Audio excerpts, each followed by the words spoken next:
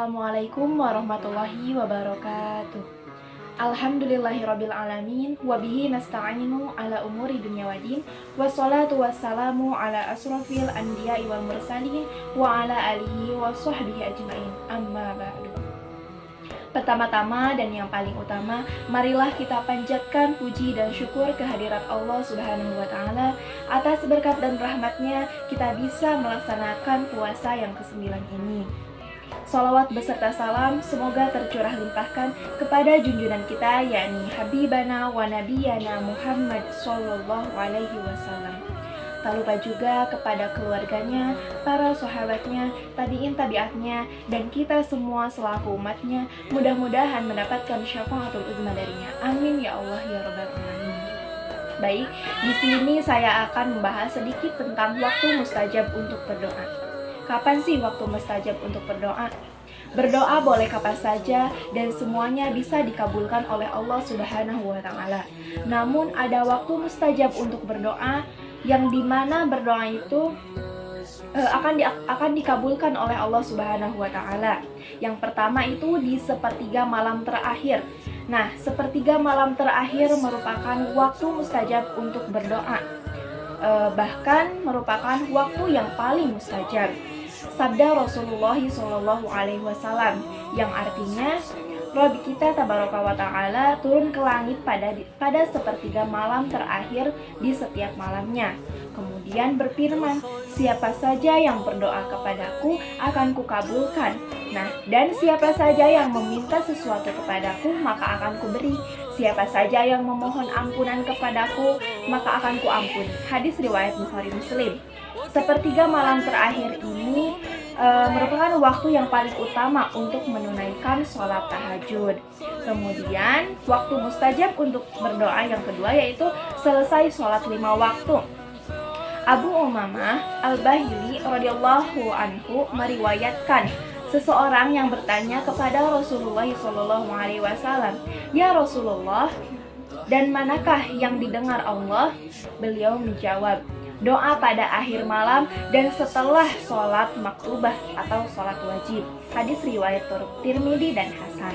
Kemudian waktu mustajab yang ketiga yaitu antara adzan dan iqamah. Nah, doa antara adzan dan iqamah juga tidak akan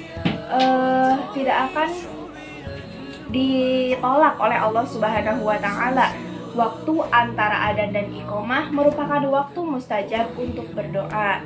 Disebutkan dalam sebuah hadis yang artinya doa di antara adzan dan iqamah itu tidak tertolak. Hadis riwayat Abu Daud, Tirmidzi, Ahmad dan Sahih. Nah, karenanya sungguh beruntung orang-orang yang datang ke masjid di awal waktu sehingga ia bisa sholat sunnah dan berdoa antara adzan dan iqamah.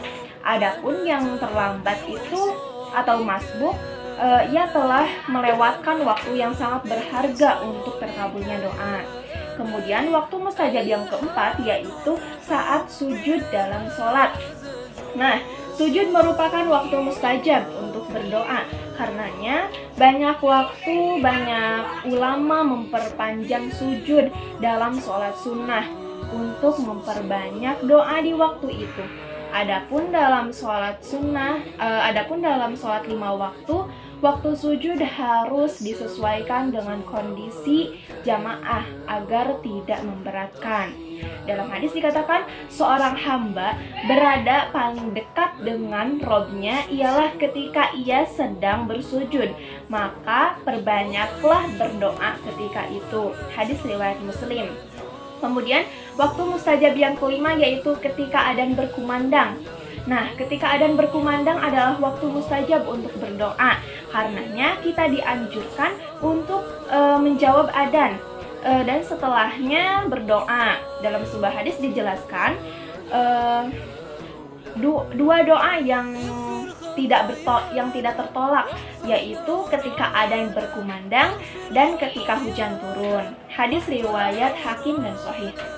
Kemudian waktu mustajab yang keenam yaitu ketika buka puasa.